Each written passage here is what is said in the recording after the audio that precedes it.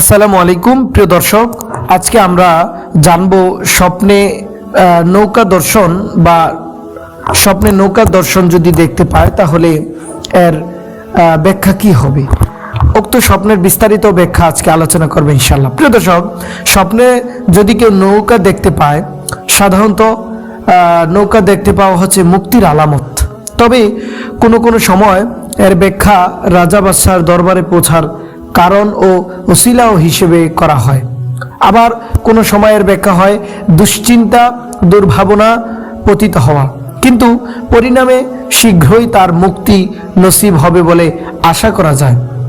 প্রিয় দর্শক, কেউ স্বপ্ন দেখলো সাগরবক্ষে সে নৌকায় বসে রয়েছে, এর তাবির হবে বা এর ব্যাখ্যা হবে উক্ত নৌকার ছোট বড় ও প্রশস্ততা অনুপাতে সে রাষ্ট্রীয় কাজে অংশগ্রহণ করবে, কিন্তু পরবর্তী পর্যায়ে সে তা থেকে মুক্তি পেয়ে যাবে।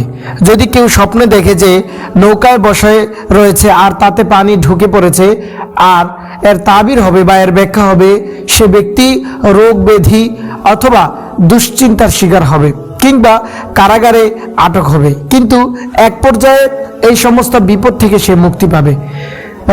কেউ নৌকা থেকে বের হয়েছে মর্মে স্বপ্নে দেখলো, এর অর্থ অচিরেই সে মুক্তি পাবে।